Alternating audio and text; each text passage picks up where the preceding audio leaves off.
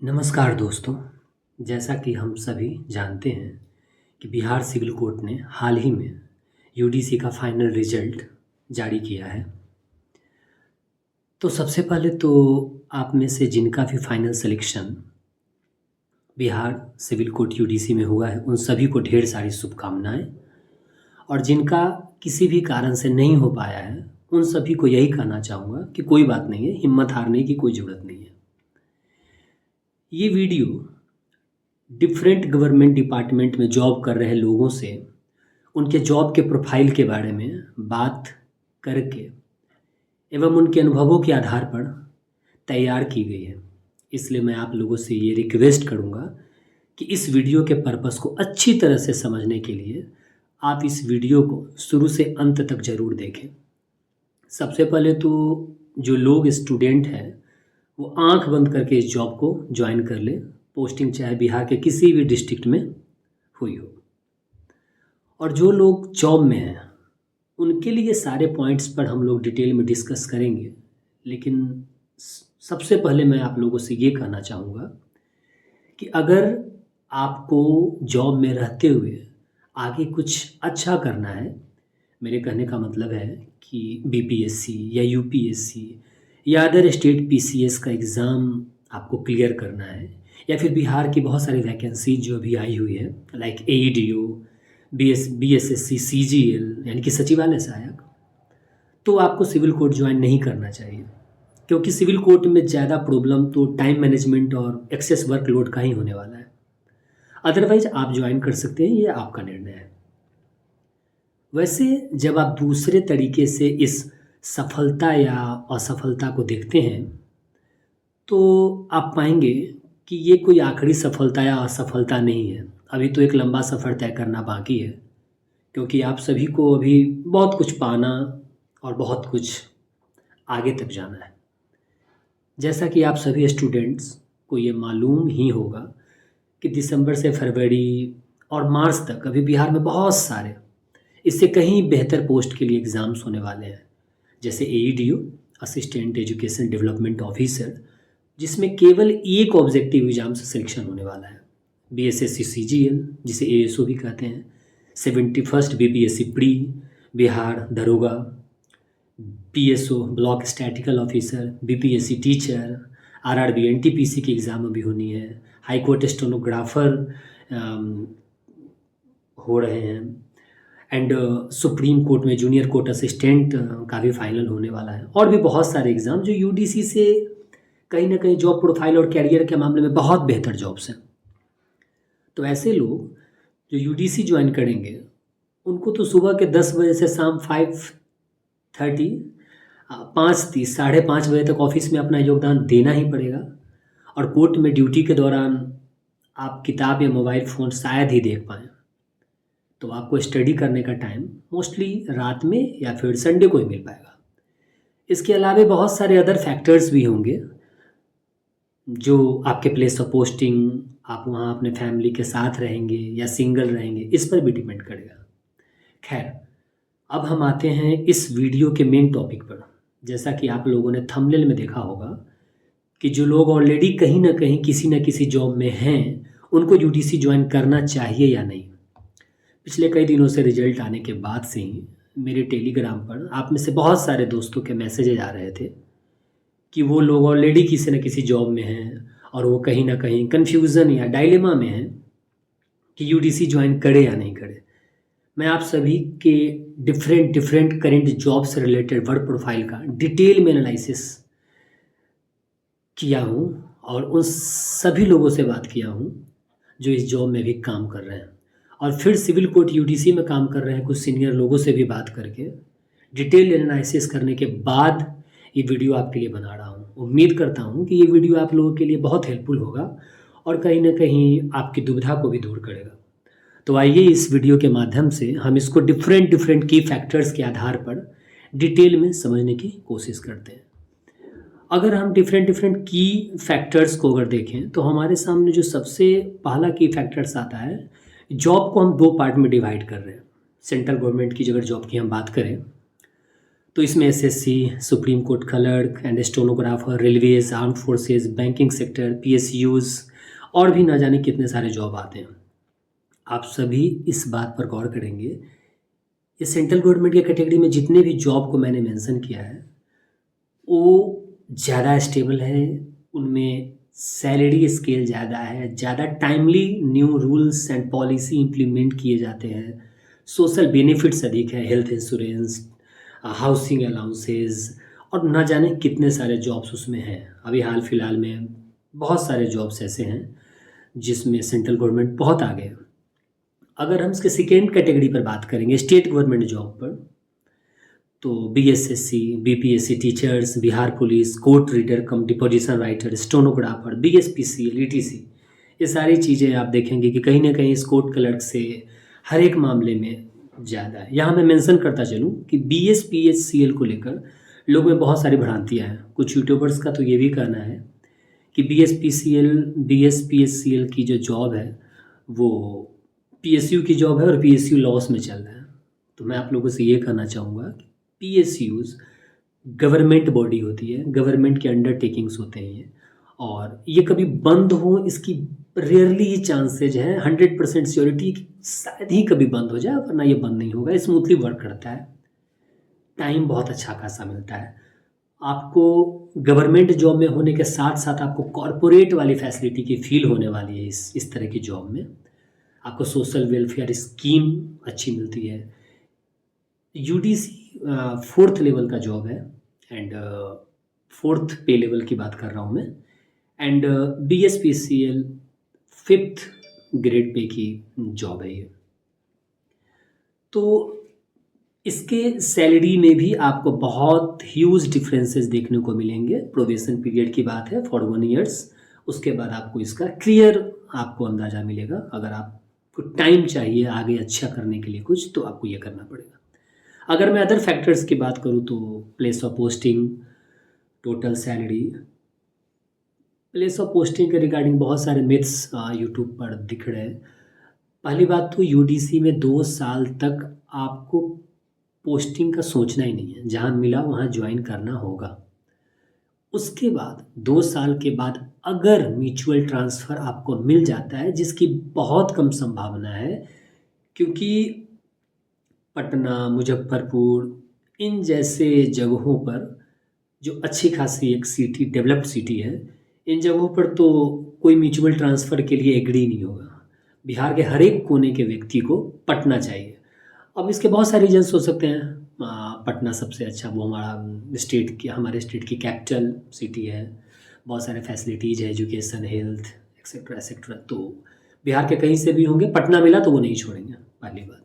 अब अगर आप अपने होम टाउन से म्यूचुअल ट्रांसफ़र करेंगे तो पहली बात कि नंबर में बहुत सारे लोग लगे होंगे। उसके बाद अगर मिल भी गया तो आप जब दूसरे जगह जाएंगे, नए जगह जाएंगे, तो आप वहाँ जूनियर हो जाएंगे, आप अपनी सीनियरिटी लॉस करेंगे। उसके बाद बात करें टोटल सैलरी की, तो टोटल सैलरी आपको 42 के अराउंड कट करके आपको इन हैंड सैलरी मिलेगी, जो मुझे लगता है कि बाकी किसी भी जॉब जो इस लेवल की है उससे कम ही है। अगर आप किसी सेंट्रल गवर्नमेंट के जॉब में अगर आप काम कर रहे हैं, जो लेवल 4 की जॉब है, तो आपको इससे अधिक सैलरी मिलेगी। और यही नहीं, इसके साथ साथ आपको बहुत सारे social benefits, social scheme, travel allowance, health facilities, housing, everything, आपको ये सारी चीज़ें एडिशनल मिलेंगी। साथ ही टाइम टू टाइम जो DA जो भी प्राइस हाइक होता है, जिस तरह की भी बेनिफिट आती है, सबसे पहले आप लोगों को पता होना चाहिए कि ये सेंट्रल गवर्नमेंट में सबसे पहले लागू होते हैं, देन फिर स्टेट 1-2 साल लगा करके उन चीज़ों को इम्प्लीमेंट करते हैं। फॉर एग्जांपल 8 पे कमीशन की बात करते हैं, तो सबसे पहले वो सेंट्रल गवर्नमेंट के एम्प्लॉयज़ को मिलेगा, देन डिफरेंट स्टेट अपने अपने हिसाब से उसको इम्प्लीमेंट करेंगे। फैसिलिटी की बात करें तो आपको, मुझे इसमें कुछ खास फैसिलिटी नहीं दिखती है। बिहार गवर्नमेंट की है तो पेंशन तो ऐसे भी सेंट्रल में भी नहीं है, यहाँ भी नहीं मिलेगा, एग्री। बट आप अगर ये सोच रहे हो कि मुझे यहाँ पर हेल्थ फैसिलिटी मिलेगा, मुझे एजुकेशनल फैसिलिटी मिलेगी, तो आप बिल्कुल गलत हो। आपको यहाँ उस तरह की कोई फैसिलिटी नहीं मिलने वाली है। ट्रांसफ़र आपको सिर्फ 2 साल के बाद ही मिलेगी, जिसके बारे में हमने डिसाइड कर लिया है, और इसके कॉन्सिक्वेंसेज भी हमने देख लिए हैं कि आपकी सीनियरिटी लॉस हो जाएगी। हम आगे की कंडीशंस की बात करें तो competitively less time for other competitive preparation. मैं ऐसा नहीं कहूँगा कि यहाँ पर इतना काम है कि काम हो ही नहीं सकता है, बिल्कुल हो सकता है। लेकिन वे लोग जो ऑलरेडी किसी जॉब में हैं, जिनके पास फाइनेंशियल सपोर्ट है और किसी ऐसे जॉब में हैं जहाँ पर उनको टाइम मिलता है ऑफिस में बैठ के वो समटाइम्स बुक या फिर मोबाइल से कंटेंट देख सकते हैं, तैयारी कर सकते हैं, उनका इस जॉब में आना सिर्फ इस फैक्टर को लेकर कि हमें अपने होम टाउन जाना है, हमें अपने बिहार जाना है और इसके लिए अपना एक प्रीसियस टाइम को लॉस करना, जो बीपीएससी को, यूपीएससी को या फिर अदर एग्ज़ाम को दे सकते हैं, मुझे कहीं से भी समझदारी नहीं लगती है, क्योंकि इसमें टाइम मैनेजमेंट का बहुत लोड होने वाला है और वर्क लोड तो होगा ही होगा। बाकी जहाँ से भी आएंगे आप उसके रिस्पेक्ट में, बाकी आप ट्राई करके देख लेंगे इस जॉब को तो आप खुद रियलाइज़ करेंगे कि हाँ, मैं सही था इस पॉइंट पर। Mostly posting in the district, आप देखेंगे कि इसमें बहुत रेयरली और बहुत लकी पर्सन कुछ हैं, स्टूडेंट्स हैं जिनका इत्तेफाक से उनका होम टाउन ही उनका पोस्टिंग मिला है उनका। बट मोस्टली पोस्टिंग आप अदर डिस्ट्रिक्ट्स में देखने को ही मिलता है, जो कि एक प्रॉब्लमेटिक कंडीशन होगा।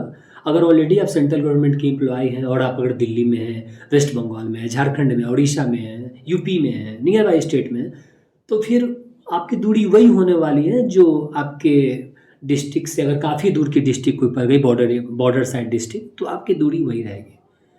नेचर ऑफ जॉब बहुत स्ट्रिक्ट होने वाली है यहाँ पर। नेक्स्ट पॉइंट है हमारा, क्योंकि आप सभी को पता है जुडिशियरी में ऑलरेडी बहुत सारे पेंडिंग केसेस हैं, तो इसमें आप अगर ये सोचते हैं कि काम आराम से निकलेगा, स्मूथली निकलेगा, तो ऐसा नहीं होगा। बाकी जॉब की तरह हमारे सीनियर्स यहाँ फ्रेंडली नहीं होंगे। हमारे सीनियर जो हमसे जस्ट फर्दर ऊपर जिनको रिपोर्ट करना होगा, हमें किसी जज के साथ अटैच किया जाएगा और वहाँ वो डिफरेंसेस बहुत होते हैं।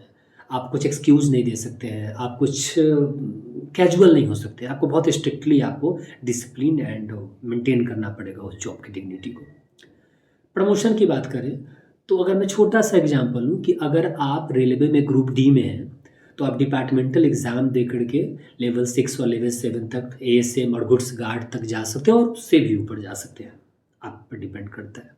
अगर आप एसएससी से एमटीएस में हैं तो क्लास बी ऑफिसर्स तक आप प्रमोशन और डिपार्टमेंटल एग्ज़ाम देने के बाद पहुंच सकते हैं। बट इसमें आप क्लर्क से ज्वाइन करेंगे और क्लर्क से ही रिटायर करेंगे।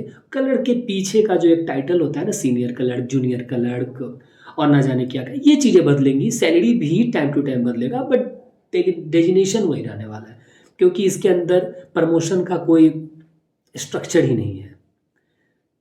अगर मैं एक पॉइंट की बात करूँ तो इसमें आप जो आजकल यूट्यूबर्स ने जो एक सैलरी की हाइक बना रखी है कि 6 पे लेवल 6 होना है, 80,000 रुपये आएंगे। आप सभी जो सुन रहे हैं, आप लोग ऑलरेडी ये जॉब क्वालिफाई कर चुके हैं, आप ये बात बेहतर तरीके से समझ सकते हैं। कोचिंग वाले अपना कोर्स बेचने के लिए वो कुछ तो लॉलीपॉप दिखाएंगे ना स्टूडेंट को, सो दैट उनके पेड बैच 599, 1099, 1500 में इंटरव्यू, पीटी, मेंस उनको बेचना था। जाहिर सी बात है आपको ट्रॉफी दिखाया जाएगा तो आप उसको पाने के लिए थोड़ा बहुत लॉस भी करना चाहेंगे कि क्या फ़र्क पड़ता है, 80,000 रुपये मुझे मिलेंगे तो कोर्स ले लेते हैं। इसके लिए एक हाइक बना रखा है। बिलीव मी, आप जहाँ हैं, जिस पे स्केल पर हैं, जो आपको मिल रहा है वही रियलिटी है।